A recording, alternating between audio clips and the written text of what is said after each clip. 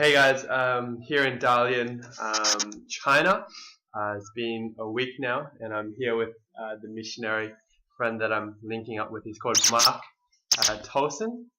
I'm just going to ask you a few questions for the ministry that is going on here. So you've been here for 3 years, 2 years in Harbin, and 1 year in Dalian. Yeah, we lived for 2 years in Harbin, and we were there learning Chinese. When we came, we didn't know anything, and so we started from the very beginnings.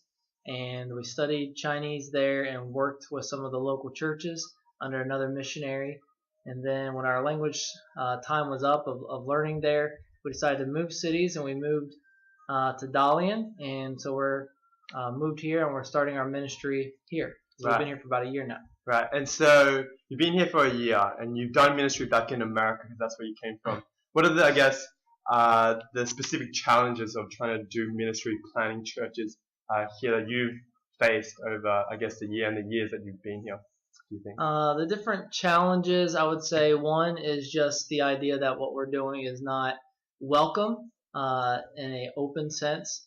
And so when we first got here, there's a kind of a mindset of fear that we had to overcome and realize that we have to do what God has called us to do no matter what. And so not letting that fear paralyze us getting the gospel out or wanting to start churches or disciple people. And so that was the first thing. And the other thing is just a different context of doing ministry because it's inner city. It's not like we go rent a huge big church building or different things that you would maybe do in America to get started. And so we have to rent an apartment in a 15-story building or something like that. So just inner city ministry, I guess, in general is different from where we are coming from. So that would probably be the next challenge. And then, of course, learning a new language and having to preach in Chinese and explain a lot of these doctrinal truths that are even sometimes hard to explain in English. Trying to explain that in Chinese and get people to really see the gospel and see who Jesus really is so they can believe and trust in him. Right. And so, from, I guess, in Australia, we've heard that there's a big Christian movement going on, that many people are getting saved. There's revival happening in China. From your experiences over here, do you feel that there is still a gospel void to the people that you're trying to reach out towards? Yeah, there's a huge gospel void, I would say, in China. And even no matter what number you go with on how many Christians there are in China, people say 3 to 7%, there's still 1 billion lost people.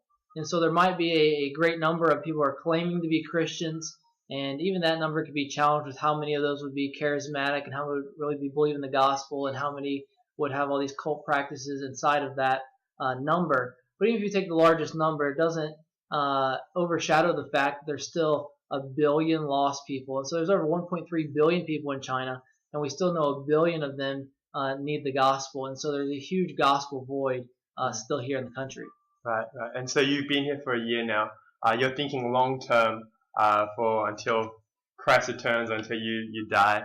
What are your hopes in the immediate future, but also, I guess, in the long term? Our goals right now, we are working on planning a church, and we have started it, the Dalian Gospel Baptist Church, and we're in the works of getting it going. And we have a place rented. We have a small faithful core of people that are coming, and so we're working on discipling them and working with them and getting them to start reaching out to other people and their friends and their family, and just really building the core there. And then also on another side of town, we started an outreach with a Bible study where most of the people attending are not believers, and we're working through the gospel and trying to help them understand so they can really see what the gospel is, see what Christianity is about, and hopefully believe and also turn that into a church eventually. But our ultimate goal here is we do want to evangelize. We want to see people saved. We want to disciple them. We want to plant a lot of churches. But our ultimate goal is really to train men. And so we want to be able to train Chinese pastors and missionaries and leaders in the church to really take responsibility and to study the Bible themselves and to start teaching the Bible in the churches and take over the leadership of the churches that we start and go out and start new churches. And just really carry the movement and fulfill the Great Commission among their own people, as well as sending people around the world to reach other countries with the gospel. And so our dreams are just that, dreams of the Great Commission. to see people saved and come to a knowledge of Jesus Christ and to be worshiping Him, to love Him, and have the same experience that we get to experience through the cross. And so that's what we want to see. That's what we want to see happen. We think the best way to do that is through training them to take the leadership and the ownership of it, just like we have in America, and go out and start reaching their own people. Right. And so I'm sure there's heaps of people in Australia who are thinking about doing missionary work long term in China or overseas. How would you like to encourage them through your own experiences and I guess with the biblical framework? Okay. If you are wanting to do missions and you're leading towards China and you think China's a good place, there's certain steps that you should take, and you probably shouldn't start just by coming to China as quick as possible, unless you're going to come and work with somebody. But you really want to get in a ministry that's going to be working in a local church. And so first you need some training yourself. You need to have an adequate Bible knowledge. You need to know how to explain the doctrines of the faith, the basics, the beliefs. You need to know how to lead somebody to Christ, disciple them, and know how to do those things. You don't necessarily have to plant a church and train a pastor or anything like that before you come, but you do need to have a solid foundation. And then it'd be wise to come over and to work with a missionary who is already planting churches, has already learned Chinese, and has already discipled people or are in the process of discipling them and training pastors, and work under them and learn from their experience. And as you're learning from their experience, you'll be able to take what you learned and start your own ministry from that. So that was something that we were able to do when we got here. As we were in language school, we worked with another missionary who had already started some churches and trained some pastors. And it really helped us to formulate our plan and our next step to go and start churches ourselves and start training men ourselves. And so I'd say if you're really considering it, first you need to be doing it there before you do it here. Yeah. There's nothing magical about coming to China. Just because you come here doesn't mean you're going to be some great evangelist if you're not a great evangelist there. And so get busy where you are, and then get connected to a local church in China that is doing ministry. Don't come over just with the ideas of you're just going to teach English, you're just going to work a job, and you're going to witness and maybe do some ministry and discipleship on the side, but really give your entire life to that type of work of discipling, of planting churches, of training men, and use all of your resources and everything you have to do that. So it's been great working alongside you, Mark, for the last week now. I've been here, doing, as Mark has said, just really importing everything I know from Australia and taking it over to China to help him with the church and the ministry that's been going on there. So I've been attending the Bible studies, going into the church services, meeting up with people one-to-one, doing outreaching in the local community.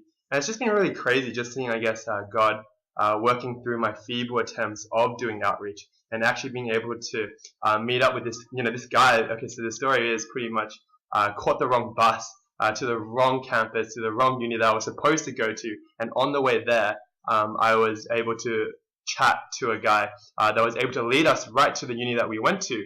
But through that experience, I got his number, and he was interested in studying the Bible and trying to figure out who this Jesus guy was. And so this week we met up, read the Bible, and there were a lot of tough questions like, why does God allow all the suffering to happen? And if God is so powerful, where is He through all of this? And why is it that He makes it so complicated to come to get to know Him?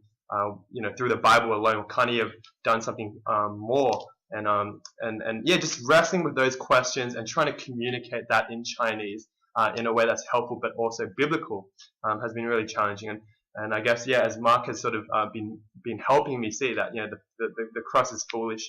The cross is not going to, it seems so stupid in the world's eyes. But I guess as Mark has said, just being faithful to keep trusting in God through our feeble attempts of trying to reconcile people back to Christ. So this has been 1 week here, and I'm plugged in and sort of have a rough idea of what I'm doing. So the goal, I think, of the next 2 months is really to connect with people, to meet up with non-believers, and to walk them through what I know about who Christ is and what He's done for us, and hopefully plug them in to the ministry that's already set up here. So keep praying for the things I've already told you guys, asked you guys to pray for, and we'll give you another update later on. Thanks, guys. See ya.